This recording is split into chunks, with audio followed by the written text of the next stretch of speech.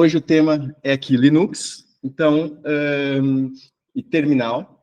A gente vai começar aqui, então, logo de cara, já vendo aqui uma tela de Linux, que é bem amigável, né? Tem aqui embaixo o Windows, então eu tenho o Windows com uma máquina virtual aqui dentro, como já podemos conversar um pouquinho sobre isso. E aqui dentro da minha janelinha do Windows, eu tenho, então, o meu terminal. No Windows, eu também tenho terminal, né?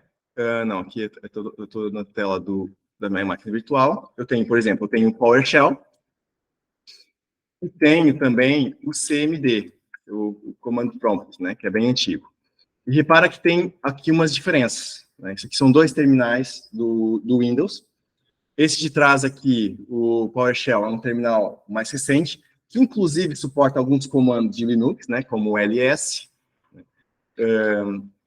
que está um pouquinho grande, mas aqui tem o ls. Então, no terminal, a gente escreve aqui embaixo, ele demonstra aonde eu estou, qual é a pasta que eu estou executando aqui os comandos, e faço aqui a principal função aqui do terminal é eu conseguir navegar no sistema. E essa navegação é dentro das pastas e por aí fora.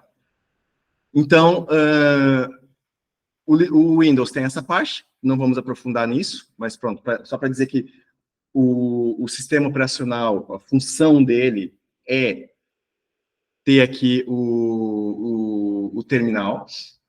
E o que acontece? O Windows, como sistema operacional, não é diferente. Tem o seu terminal também. Não sei se já ouviram falar do DOS, muito antigo DOS. Era só terminal e depois veio o sistema de janelas em cima, que aqui é a parte da interface do usuário, mais amigável aqui para o usuário poder interagir com o sistema. Porque terminal é bacana, mas é para quem é geek, né? Para quem é aqui mais técnico e tal.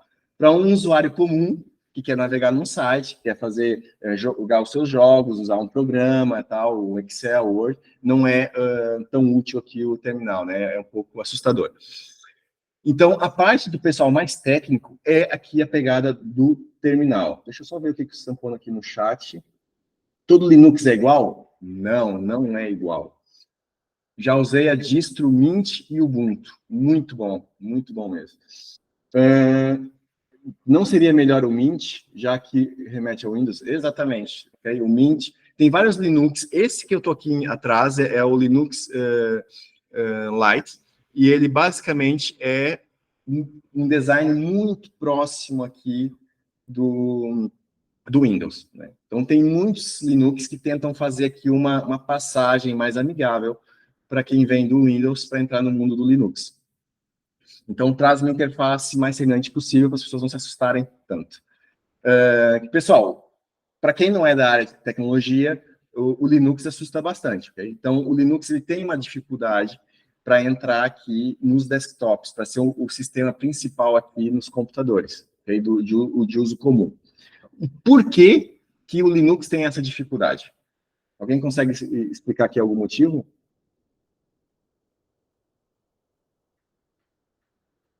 Por causa da interface.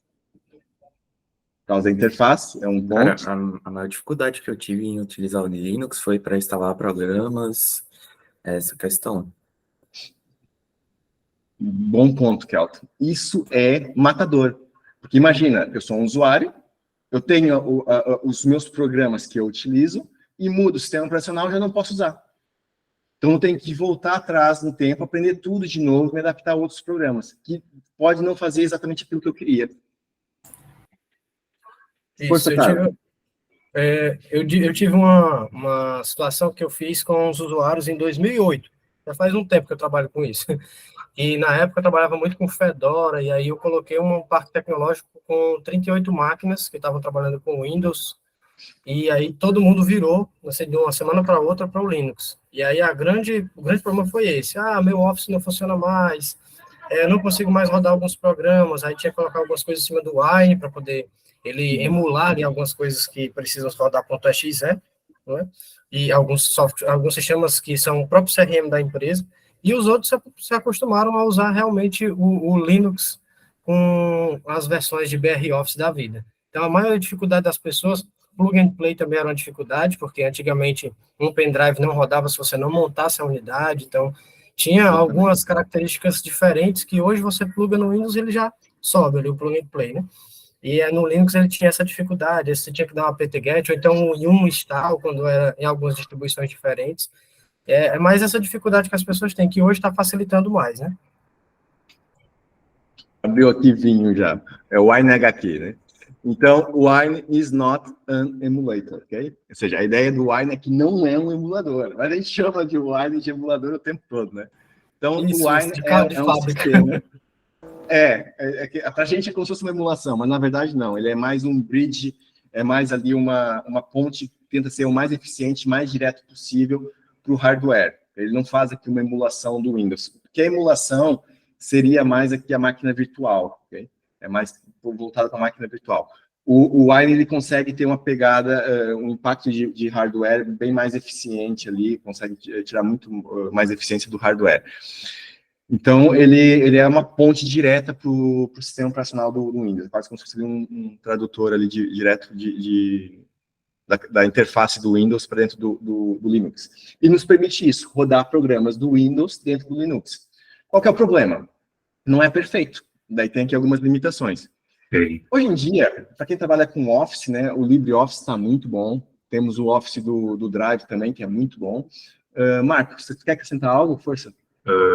Eu até ajudo na parte do Wine. Por que ele não é perfeito?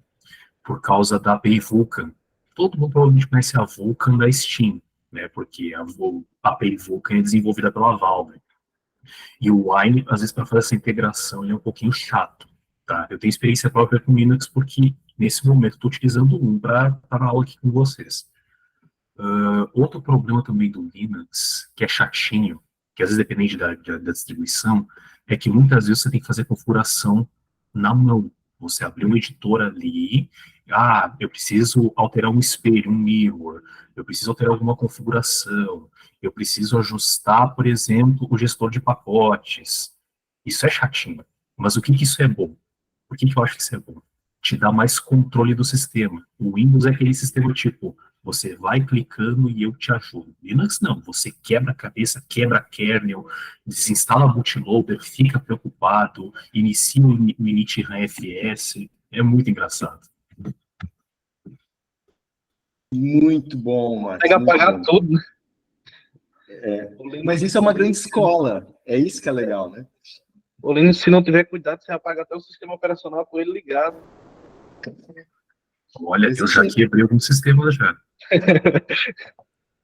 Olha, pessoal que manja de Linux, sudo rm-rf barra. O que acontece se executar isso? Não faça isso. Deus o livre, se eu fizer isso daí, tu vai acabar com tudo. Não. Muito cuidado para rodar o RF. Cuidado. Exatamente. A gente vai falar do RM já. O RM é perigosíssimo remover. Isso é um delete sem where. E o barra é onde tudo começa. Mas aí que tá, o Linux puxa o usuário aqui para dentro do sistema, né? Ele acaba atraindo ali para conhecer as entranhas de como a coisa funciona. Pessoal, o Linux pode parecer aqui um pouco geek a mais, e um pouco complexo, assim, para o pessoal que está ouvindo assim falar. Mas eu garanto que todo mundo aqui, que está aqui agora, está usando Linux. Todo mundo está usando. No celular, bem provavelmente, a não ser quem tem iPhone, quem tiver iPhone está usando o Unix, que por trás do Linux, o Linux é feito com inspiração no Unix. Então, é aqui a grande lógica do sistema, de arquivos, todo o mecanismo de funcionamento do Linux é muito inspirado no Unix, então é muita semelhança direta, até os comandos aqui, com os comandos da GNU, né? Então, a gente tem no celular, nos relógios aí, nos smartwatch e tal, temos nas smart TVs, temos nos routers, nos modems, vai embora. Tudo que hoje em dia a gente tem um processador, memória, tá ali um Linux rodando. A gente tem Linux em satélites, temos Linux nos rovers aí, nas sondas e por aí fora. Então, o Linux domina aqui em toda a gama aqui de hardware, temos Linux. Só quem tem mais hardware do que o Linux é o NetBSD, mas é outra conversa. O NetBSD tem calculadoras da HP que funcionam aqui. Mas esses DSDs são outras distribuições baseadas em Unix. Então, nós temos dois universos, que é o Unix BSD, que é o diabinho, que, deixa eu ver aqui, que já estava ali do lado, o ícone, cadê? Pronto. Aqui o nível de terminal é muito parecido, é a inspiração aqui do Linux.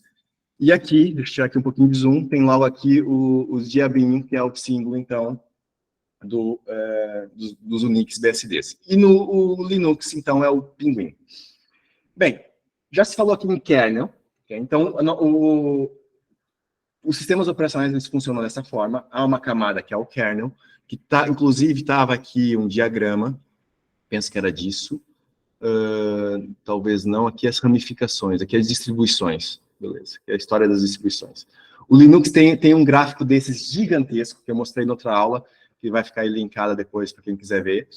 Mas hoje eu queria falar um pouquinho diferente do que eu falei na outra aula. Então, aqui é o criador do Linux e tal, e o Linux já nasceu aqui para essa pegada open source, que é bastante interessante. O Unix não, o Unix era proprietário e depois ficou open source. E aqui são as diversas interfaces, exemplos de interfaces que tem no Linux. Essa interface tridimensional eu usava muito aí em 2004, 2005, pessoal. Então, isso aqui é bem antigo, interface toda em 3D e tal, e era muito louco isso aqui. E depois a gente acaba tendo diversas distribuições. Então, o kernel é como se fosse a peça principal que faz o computador executar o terminal. Então, o computador ligar, conseguir fazer uma execução de uma série de instruções que depois aparece um terminal para o usuário. E por trás, ele tem que detectar o teclado, tem que entender o layout do teclado, se é brasileiro, se é português, se é americano, se é chinês, indiano e por aí fora. Então, dependendo das... Porque imagina eu apertar aqui uma tecla e ele escreve a tecla errada, né? É ruim. Então, ele tem que ter a sua configuração no teclado. Tem que ter a configuração do monitor. Então, quando a gente tem imagem ruim e tal, tem que calibrar o monitor, tem que ter essa configuração. Os drivers aqui, né, como já falou também, de conectar pendrive, tinha que fazer o mount antigamente, tal. Hoje em dia as distribuições facilitam isso tudo por cima, porque o kernel ele não está preocupado com essas facilitações para o usuário. O que interessa é que tem um terminal, e no terminal eu consiga fazer o que eu preciso. As configurações, gerir aqui como o hardware vai funcionar, montar a minha pendrive, essas coisas, né, desmontar e tal. Aí o que acontece? Em cima desse terminal, entra depois, que podemos chamar de, que faz parte do kernel, né? Mas claro que depois do terminal também tem algumas customizações das distribuições, que a gente já fala daqui a pouco. As interfaces e as melhorias em cima do terminal vêm e variam de acordo com a distribuição. Então, eu tenho uma distribuição Linux, que é aqui o Linux Lite, e tem aqui uma interface de um jeito. Se eu usar o Ubuntu, vai ser de outra forma. Se eu usar o Debian, é de outra ainda, Slackware, e vai embora, né? O Mandriva, os antigos aí. E aí, o que acontece? Mandrake e tal. Aí, é como se a gente tivesse vários Windows. A gente tivesse, por exemplo, um DOS, uma base ali do Windows, da Microsoft, e depois várias empresas fizessem o seu Windows por cima, com a sua interface, do seu jeito e por aí fora. É isso que é o Linux. Então, o Linux tem ali uma base que acaba puxando aqui para o lado do terminal, e isso se inspirou no Unix, e depois, em cima disso, há toda uma interface que depois tenta fazer com que os programas funcionem, os programas visuais. Aí entra o problema dos programas dos jogos, dos nossos programas de edição de vídeo, de imagem, de Office, e vai embora. Há muitos trabalhos hoje em dia que um usuário pode trabalhar no Linux de boa. E o grande problema, por exemplo, o utilizador de Office, normalmente migra bem aqui para Linux. Navegar na internet, perfeito. Né? O computador antigo que não está funcionando bem com Windows, coloca Linux e fica bala. Né? Linux não tem problema de vírus, tem uma série de vantagens aqui com Linux. Mas tem essa desvantagem dos programas não funcionarem. E por que os programas não funcionam? Porque isso envolve a arquitetura do sistema. Então, o sistema operacional, o kernel, ele tem que entender o programa que está sendo executado para conseguir fazer as pontes, as devidas abstrações para a parte do hardware e poder interagir com o hardware. Porque se eu tenho um programa, um jogo, esse programa ele vai correr, vai executar uma série de instruções gráficas, então, visuais na tela. Então, essas instruções visuais precisa ter aqui o sistema no meio que vai fazer essa ponte para a parte visual. E esse meu software, esse meu jogo, ele tem que ser compilado de um jeito específico para funcionar nesse sistema operacional. Então, o Windows faz a compilação dos programas de um jeito, e o Linux faz do outro. E aí cria essa incompatibilidade. E daí o Mac vai fazer do outro ainda, já está ali com a linha dos BSDs e vai embora. Pessoal, sem entrar muito na parte técnica, assim, muito por alto, é mais ou menos isso, ok? Então, o que acontece? Eu tenho aqui um comando que é o ls, né, que é listar. Okay? A gente pode memorizar esse comando como sendo o comando de listagem. Então, ele lista o quê? Ele lista arquivos e pastas, aquilo que eu tenho dentro aqui do meu diretório, onde eu estou executando esse comando. O que é o diretório? É isso aqui, olha aqui, esse tiozinho. Esse tiozinho aqui é o meu diretório. Se eu colocar o pwd, eu vejo esse diretório completo, toda a explicação dele. Então, ele começa no barra. O barra, aqui, é a mesma coisa. Opa, aqui não é aqui. É a mesma coisa que aqui no PowerShell, ou no coisa, o C2 pontos barra. Esse C2 pontos barra é o barra do Linux. Okay? Aí repara que nós temos aqui uma diferença. No Windows, as barras são para um lado, no Windows a barra é para o outro. O Linux, o Unix veio primeiro. Então a Microsoft quis fazer aqui um diferencial. Vou ser diferente, vou pôr a barra do outro lado.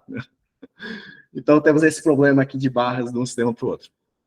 Mas se vocês separarem, na internet, quando a gente abre um site, qual é que é a barra que é usada? Olha aqui a barrinha, né? Então, aqui, se eu não fazer aqui uma navegação, eu tenho aqui duas barras, né? É usada essa barra do Linux. E não é à toa. E não é à toa. Porque existe aqui uma situação que é a seguinte. Deixa eu ver se eu consigo abrir aqui. Ah, não, abro aqui no terminal mesmo. Que é o seguinte, pessoal. Quando eu tenho aqui o endereço de um site, http://google.com, sei lá, search, eu estou dizendo que dentro desse servidor, eu estou indo para a barra dele, para o início desse servidor, e pegando uma pastinha, um caminho, um diretório, dentro desse servidor. Por isso que vem com a barra assim. E isso é a barra é igual daqui do Linux, porque o Linux puxou isso do Unix. E o Unix era o sistema mais utilizado. Hoje em dia, o Linux é o sistema mais utilizado no mundo. Okay? Então, nossos endereços web, eles estão mais puxando aqui para essa tendência dos sistemas, né, dos servidores que estão executando os servidores, do que aqui tanto essa pegada aqui do Windows. Isso vocês começarem a entender a importância do Linux nisso tudo. Todos os servidores na internet, por exemplo, das redes sociais, são Linux. Entendeu? As redes sociais, imagina um Facebook, um Google, ficar pagando de licenciamento para o Microsoft por causa do data center todo. Entendeu? Não pagam, eles usam software gratuito. Okay? E isso é que é interessante, a gente consegue ter empresas, muitos empregos sendo gerados, em cima de tecnologia open source, gratuita. Entendeu? E é usada massivamente. Entendeu? Portanto, se o Linux é seguro, é usado muito nas empresas. Quem já ouviu falar de Kubernetes, microserviços? O pessoal conhece aí? Se quiserem reagir aí com joinha aí, né? Okay. Força, Nuno. Sim, eu já ouvi falar um pouco disso, não entendo muito bem ainda, até fiquei um pouco assustado quando estive a ler mais sobre o assunto, mas pareceu bastante interessante. Boa. Kios, eu não sei o nome real, se quiser, pode falar. Quem está aí na fila, aproveita. Só que levantou a mão. O Kubernetes, eu estava vendo numa imersão da Full Cycle, Eles ensinam bastante microserviços com Kubernetes. Eles fazem também, eles desenvolvem esses tipos de microserviços com uma ferramenta que, para quem está aprendendo Node, depois vai se interessar, que é o Nest, que é uma ótima ferramenta para fazer microserviços, porque ela é uma ferramenta opinativa e é baseada no Angular, que eu já aprendi, isso é bom, e utiliza bastante. E Linux também é uma coisa interessante. Não existiria internet se não tivesse Linux. Exatamente, muito bom. E a base do Kubernetes e dos microserviços é Linux, né? A gente monta um ecossistema de pequenos sistemas operacionais espalhados, podem estar espalhados na mesma máquina ou em vários servidores. Então, a gente vai dividindo um sistema em várias camadas, que são vários Linuxinhos que têm tarefas específicas, com software específico lá dentro sendo executado, para interligar uma rede toda, que depois faz, por exemplo, uma rede social funcionar, entendeu? Um sistema grande de uma empresa funcionar. Então, o Linux é o que movimenta aqui tudo. Então, pessoal, hoje em dia, um programador não saber Linux é um pouquinho complicado.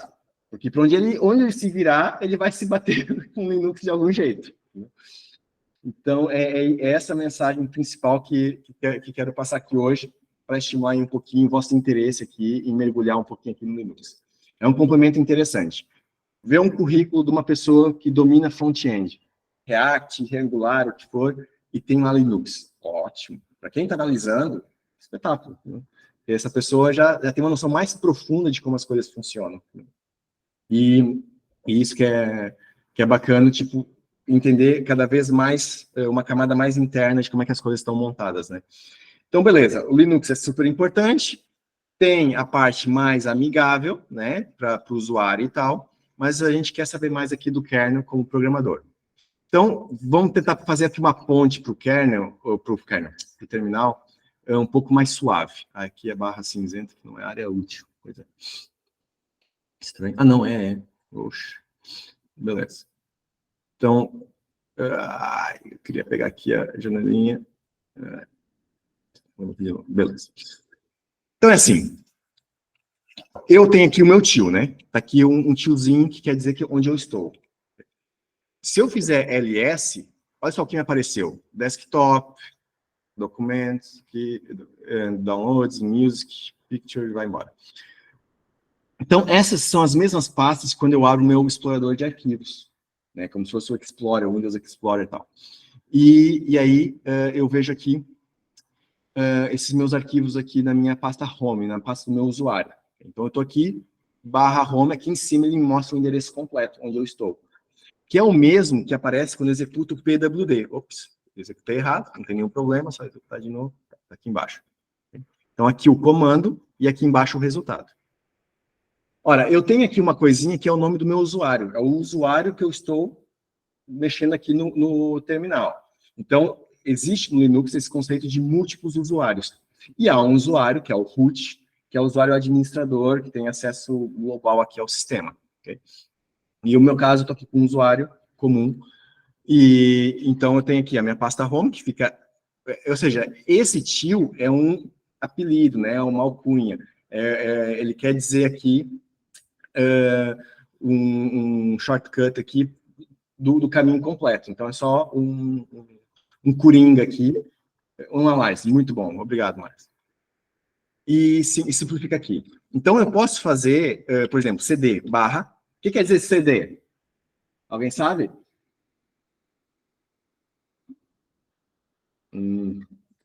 Okay. CD é navegar, né? Ele navega entre diretórios. Boa, isso aí, Jana. E é o Change Director, como o pessoal está dizendo aqui. Diz, Edson. Não entendi. Bem. Change Director é o termo mais comum, né? Em inglês, que as palavras, os nossos comandos acabam vindo tudo do inglês. Mas, pessoal, isso aqui... Ixi, peraí que me aconteceu aqui alguma coisa. Estranho, acho que me bugou aqui. Ou eu estou com impressão... não, é assim mesmo, professor. Hã? Para quem está começando no Linux, uma coisa boa é você pegar o nome dos comandos, porque geralmente na tecnologia tudo é muito literal. Então, Quando você pega ali os comandos, pode ser abreviado. Quando você vai ali e pesquisa qual o nome do comando, você já sabe o que ele vai fazer ali só pelo nome dele. Pessoal, eu fiz aqui alguma coisa que me bloqueou aqui a tela. Bem, vou fazer aqui um reboot enquanto isso. Tá aqui meio estranho. Beleza. E o que acontece? Além do CD, né, ser o Chain Director, a gente pode chamar também de cai dentro. Ou seja, cai para dentro. Então, cai para dentro da onde? Do outro caminho que eu estou passando. Que também funciona aqui. Eu posso fazer CD, downloads, né? Também funciona no Windows. Okay? Também copia muito esses comandos aqui do Linux. Enquanto inicia aqui, pessoal, eu estou ligado aqui, por exemplo, num outro computador. Esse computador aqui está na Finlândia. É um container, que é uma camada de um servidor que está na Finlândia. Então, o que acontece? Eu conecto nessa máquina que está do outro lado do mundo através do terminal. E um servidor, ele não vai executar a parte gráfica, né? Ele vai te dar aqui o terminal, porque vai ser mais eficiente. Então, no momento que a gente sabe, domina aqui um pouco os terminais, o Unix, Linux e tal, a gente começa a conseguir trabalhar através da internet de forma muito distribuída. E aí que entra também, não sei se o pessoal ouviu com atenção, a bolsa ali aqui do Bootcamp, que vai ser, no futuro a gente vai falar um pouquinho mais sobre isso, mas que entra aqui o trabalho dentro de um container. O container é um mecanismo utilizado pela arquitetura de microserviços e Kubernetes. Então, o container é como se fosse uma máquina virtual, só que não é bem uma máquina virtual, porque ele é mais eficiente. Entendeu? E o container só dá para a gente fazer ele em Linux, basicamente. Que é um mecanismo aqui muito usado Agora funcionou aqui o teclado. Eu fiz aqui apertei alguma coisa que bloqueou. E aí, ó, eu tenho aqui vários terminais abertos. Entendeu? E como que eu entro nesse terminal? Através de um protocolo que é o SSH, okay? Que então permite aqui muito bom, Marcos, isso aí, SSH, a gente controla então aqui as máquinas. E a gente vai fazer aqui um teste depois, aqui na prática, que é usar o SSH, aqui o terminal, dentro daqui do browser. Então, beleza, vamos explorar aqui mais uns comandos. Então, eu caí num terminal desses, eu já meio que me encontro. Então, eu já sei mais ou menos os tipos de comandos que eu posso dar, e eu quero demonstrar aqui um pouquinho, então, como que esses comandos funcionam. Então, ls a gente lista, cd eu mudo de pasta, né? Então, eu posso executar aqui comandos para fazer a minha mudança de diretório, e causa esse efeito aqui lateral. Reparem que eu tenho sempre eu tenho que saber aonde eu estou executando os comandos. Isso é uma informação super importante. Eu não posso executar um comando aqui no terminal sem saber em que lugar que eu estou. Por isso que tem aqui essa indicação aqui lateral, para demonstrar, olha, você está aqui, você está com um usuário, esse usuário, e está aqui nessa pasta. Se eu tiver dúvidas e quiser ver a informação mais completa, executo o comando pwd. E aí eu vejo bem onde é que eu estou. Bem, eu estando aqui dentro, o CD, eu posso ir para qualquer lado, né? Eu posso ir para a raiz do meu sistema, daí eu fui aqui para o barra, onde tudo começa, botar os C2 pontos no Windows, e posso fazer CD till, usando o atalho, né? E volto para a minha pasta home, para o meu pwd. Mas eu posso também fazer barra, e sei que esse pwd é barra home, barra eduvex, no meu caso, né? Então posso fazer barra home, barra eduvex. Em vez de usar o till. Mas que vai dar na mesma. É a mesma coisa. Pessoal, fica difícil acompanhar aqui o chat. Quem tiver alguma coisa assim e quiser levantar aqui a mão, é mais fácil de eu notar, ok? Se não quiser pronunciar alguma coisa, ou por alguma dúvida. Então, imagina o seguinte, eu estou aqui dentro dos documentos, né? Como é que eu faço para ir para trás? Eu tenho que fazer CD till? Não, eu posso fazer CD ponto, ponto. Okay? O CD ponto é onde eu estou. Ponto é exatamente o lugar onde eu estou. Okay? Então, se eu fizer ls ponto, é aqui onde eu estou, está vazio, não tem nada. Se eu fizer ls ponto, ponto, é a pasta anterior. Okay? Então, se eu fizer ls ponto, ponto, barra, ponto, ponto. Então, são duas pastas anteriores, que foi a pasta home, no fundo. E outra vez, aí eu já estou na raiz do meu sistema, o equivalente ao bar. Okay? Então, esse ponto acaba sendo também um coringa aqui, um alias, e só tem essa diferença. O ponto é o diretório onde eu estou, e 2 pontos eu vou para trás, né? Bem, agora, uma coisa que eu faço aqui visualmente, beleza, eu estou aqui nessa pasta, estou aqui nos meus documentos, e vou criar aqui uma pasta, né? Uma pasta, minha pasta. Aqui é a minha pasta. Eu faço aqui um ls, ela aparece aqui. Apareceu com esses sinais aqui em cima, porque eu pus um espaço. Então, um espaço é um caractere especial. O mesmo acontece com acentos. Então, pessoal, a gente não deve colocar em nomes de arquivos, em nome de pastas, principalmente de código, dos nossos trabalhos e tal. Tentem não utilizar num servidor, por aí fora, a gente não usa espaços e acentuação em arquivos e pastas, ok? Então, tentem evitar ao máximo isso. Então, como é que eu faço? Eu posso vir aqui renomear e colocar, então, minha pasta com traço ou com underline, né? E também eu priorizo os nomes em minúsculo. Okay? Por isso, que na web a gente vê as URLs assim também. A gente não começa a reparar na navegação, olha aqui o Google Meet, o código aqui da reunião é tudo letras minúsculas, né? E com traço em vez de espaço. Isso tem o seu porquê. E aqui no terminal, eu aqui estou demonstrando a parte gráfica. Mas imagina que eu tenho aqui o terminal, estou lá mexendo num servidor. Como é que eu faço essas operações de criar pasta, renomear e por aí fora? Então é assim, eu para criar uma pasta, eu tenho um comando, que é o mkdir, okay? mkdir, que é o make directory, né? Então eu posso criar aqui uma pasta. Então, outra pasta. Assim que eu crio, olha, repara, já apareceu aqui atrás. Ele já me criou essa pasta. Então, tudo que eu faço aqui, visualmente, eu vou conseguir fazer no terminal. Sem nenhum problema. Tenha que conhecer os comandos específicos para essas operações. Se eu quiser renomear essa pasta, qual é o comando de terminal que eu utilizo? Alguém tem alguma sugestão? Renomear. chmod. Hã? chmod. chmod. Não. Esse Não é é o chmod. chmod é para mudar a permissão, é o MV. mkdir é para criar, né? Isso. MV para você renomear. MV é 2 Exatamente. comandos em um. Ele mog e renomeia. Exatamente, Marcos. Na realidade, não existe essa lógica de mover. É mais correto até a lógica só de renomear. Porque o que acontece? Os clusters, como a informação está guardada no nosso HD, ele não movimenta eles. Ele não movimenta a informação no HD. Ele só anota que aquela sequência de clusters ali, aquela sequência de informação, está agora num outro diretório, num outro caminho. Por isso que essa indicação onde as coisas estão, os arquivos estão, é meramente quase uma informação extra num arquivo. Então, esse renomear é só alterar essa informação.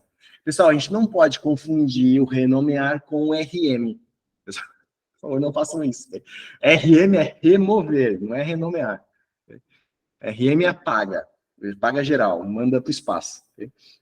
E atenção que aqui no terminal não tem lixeira. O RM não há o conceito de lixeira. Apagou, apagou, tchau e benção.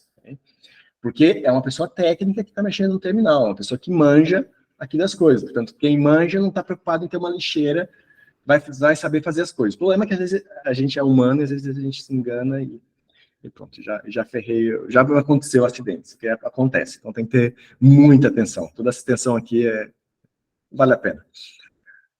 Então, com isso, o RM não é para a gente renomear, então foi falado aqui o comando do mover, né? O MV.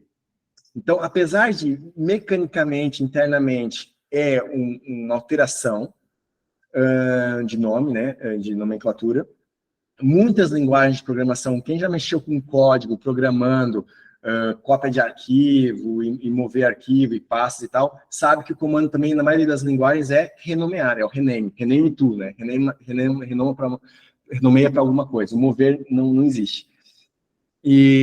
Mas no terminal é essa lógica que a gente usa a lógica de mover. Por isso que quando a gente move uma pasta gigante com gigas e gigas, ela é imediata, ela é instantânea. Que no fundo só troca ali o nomezinho. Então, vou mover aqui a minha pasta para um novo nome, que vai ser então minha pasta aqui com o tracinho. Okay? E beleza. Está aqui a minha pasta. Posso fazer agora o cair para dentro, né?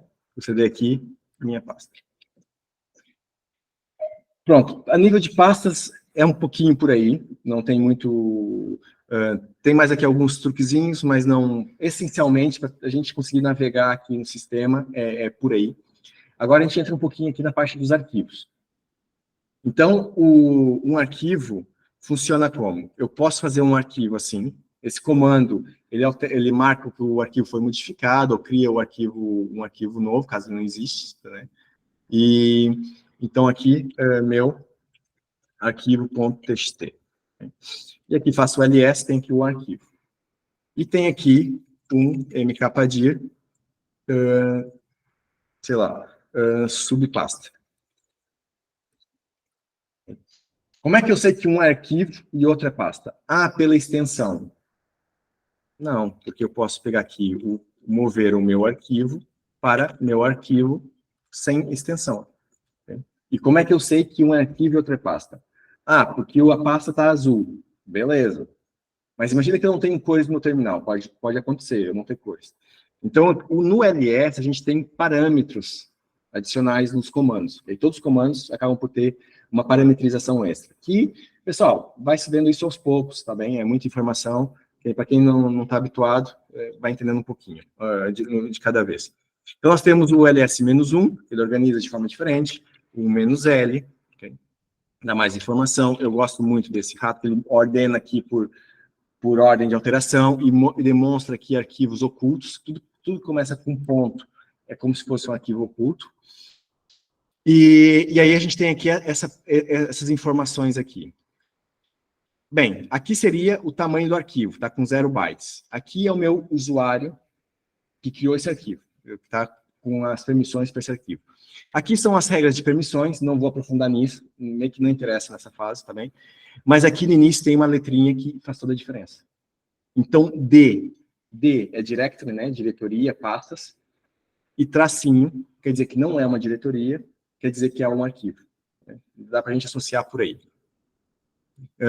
Então, se a gente não conseguir ver por cores, a gente sabe. Então, depois os comandos que eu vou usar com um arquivo, com uma pasta, são diferentes, não são os mesmos comandos, são duas coisas bem diferentes. Eu não posso fazer um cd meu arquivo. Não, ele nem sugere. Eu aperto a letra tab, a tecla tab, quando eu aperto a tecla tab, ele preenche automaticamente se ele conhece o comando, né? E ele não faz. Mas se eu fizer aqui para subpasta, ele já entra, né? E vai embora. Beleza. Eu quero remover esse arquivo. Então, rm, meu arquivo.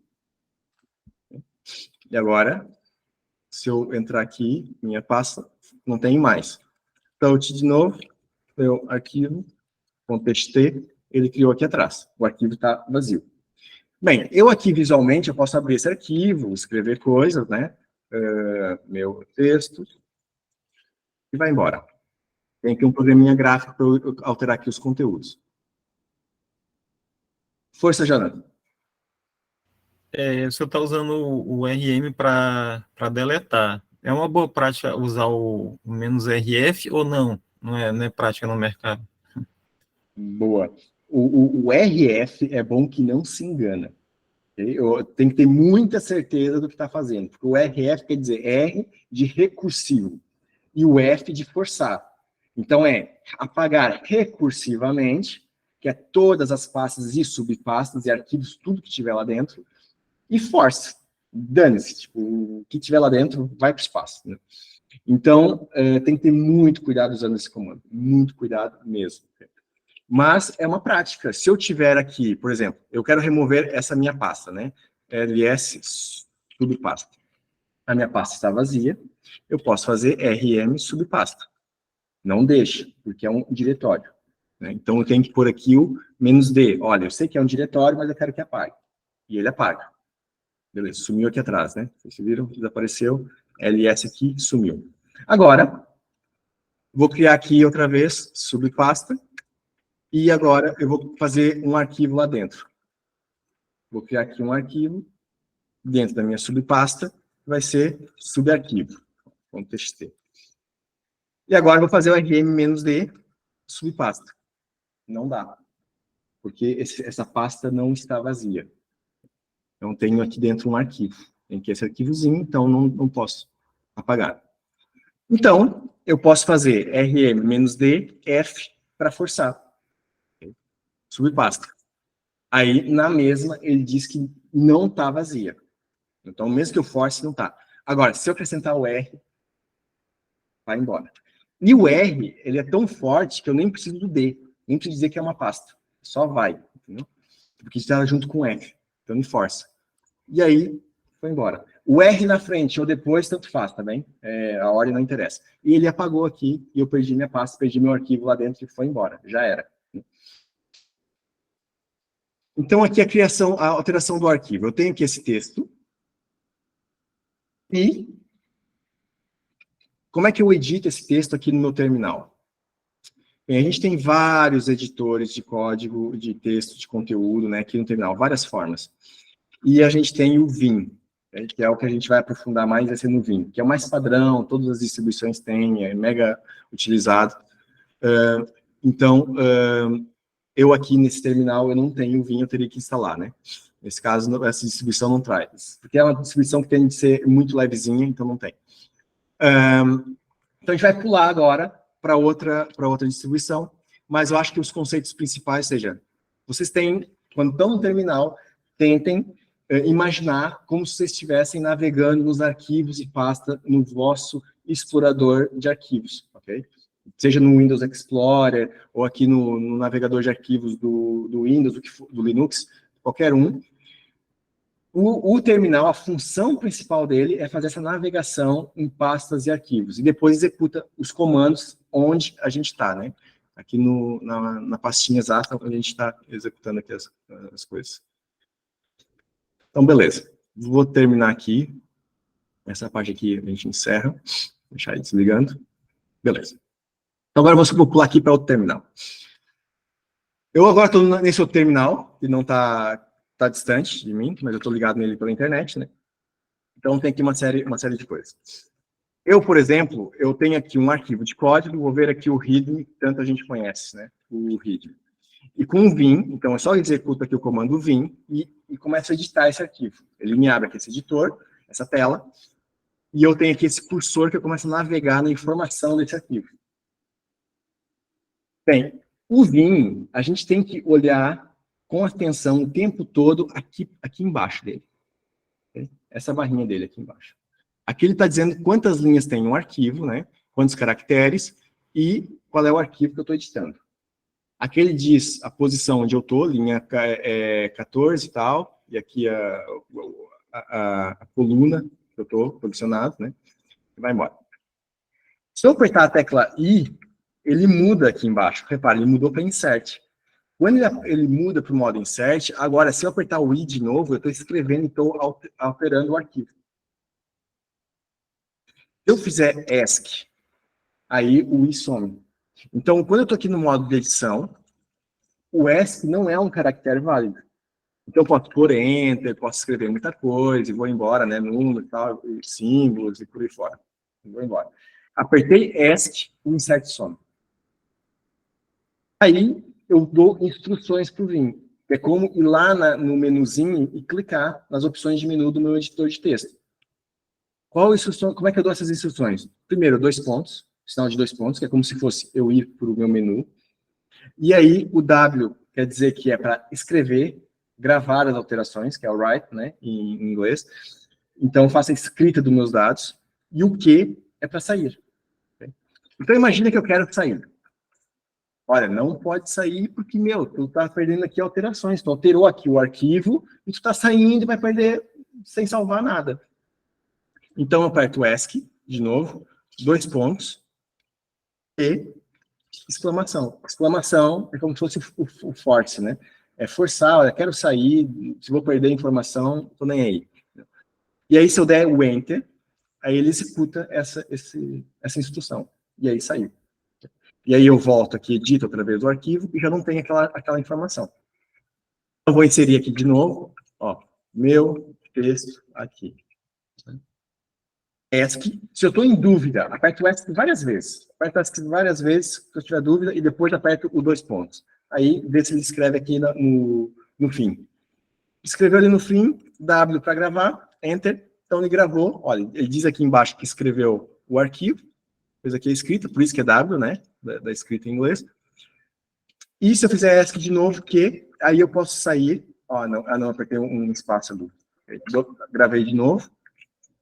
ESC 2 pontos e ele me deixa sair, porque eu já gravei a informação.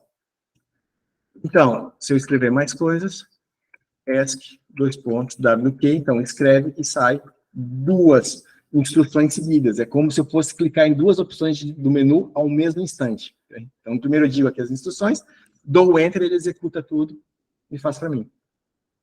Volto a ver aqui o arquivo e tem aqui as minhas alterações. Beleza, pessoal? Deu para entender? Mais ou menos? Difícil? Assustador? Precisa Não, bem ser tranquilo, bem necessariamente tranquilo. nessa ordem? Aí é simples demais. Encorajador? A gente vai usar muito aqui o Vim. É bom que vocês gostem de mexer com arquivos aqui. O que é bacana, pessoal, que eu estou trabalhando no outro servidor, né, bem longe, e estou mexendo nos arquivos lá. Não é nada aqui na minha máquina local, né? E isso acaba sendo bastante interessante. Força, Nuno.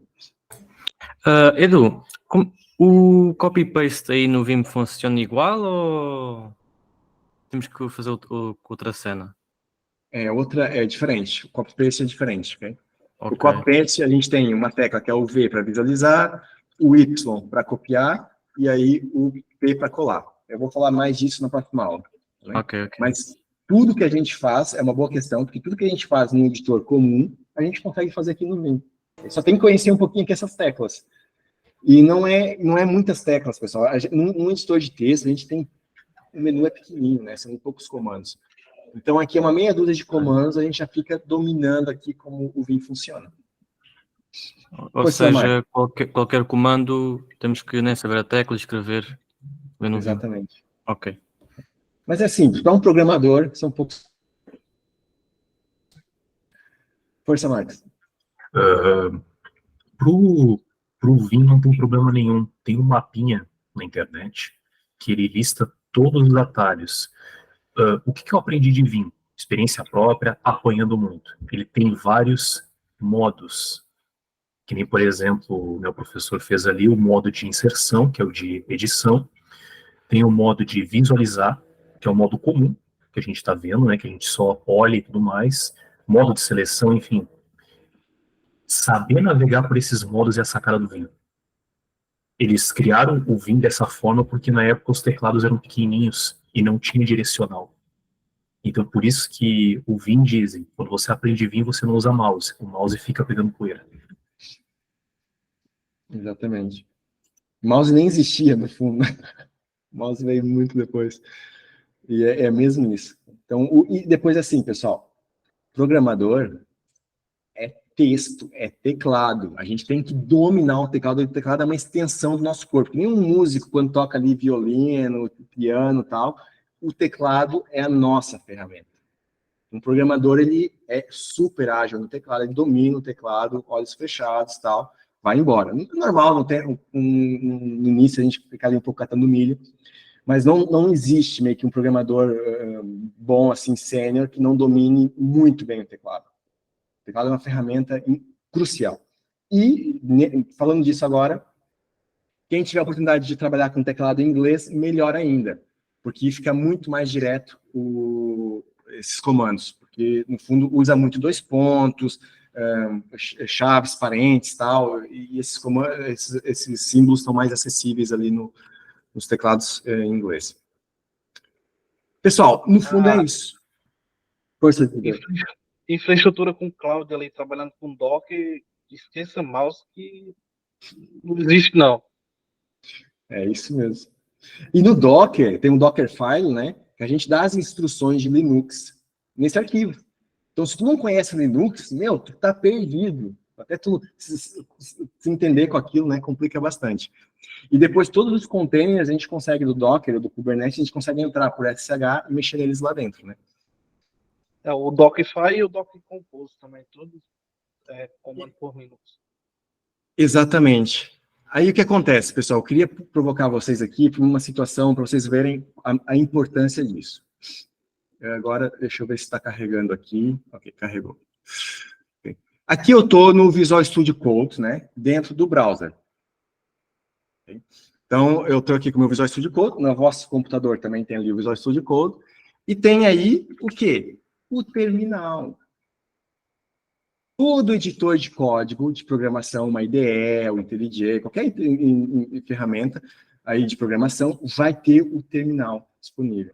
Não é à toa. O terminal é a nossa ferramenta aqui para a gente mexer com o sistema.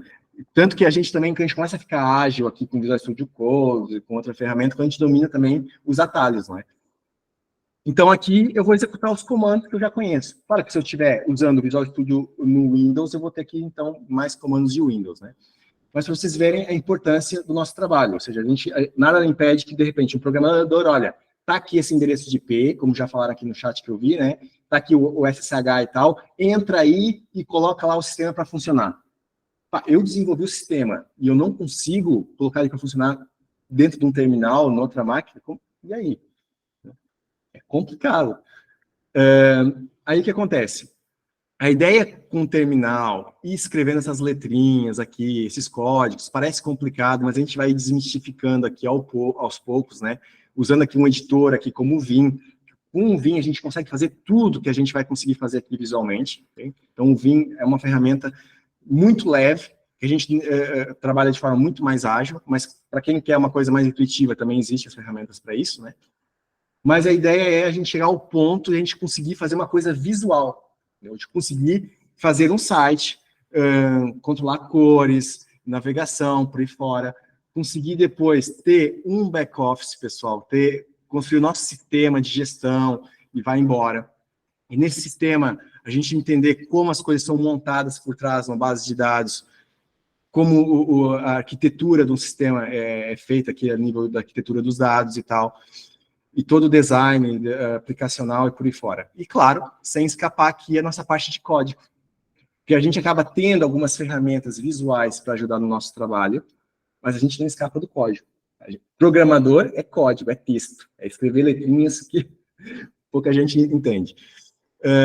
E essa paixão pelo código, que tu está escrevendo um código que vai se tornar algo visível, visual, vai fazer parte de um mecanismo maior, de um ecossistema maior, que um usuário lá na ponta vai clicar num botão e uma série de coisas vai acontecer em cadeia e o teu código vai estar ali no meio desse acontecimento, é mágico, é criador, né? Tu está com um processo de criação, né?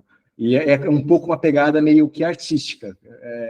O pessoal que já programa mais talvez entenda melhor o que eu estou dizendo, que os novos pode parecer assim meio romantizado, mas tem um processo muito criativo dentro da cabeça, que a gente pensa um pouco às vezes visual e passa no código sem nada visual, mas que depois lá na ponta tem esse resultado final, que é ter algo funcional para o usuário utilizar. Porque a gente programa coisas para os outros usuários, né?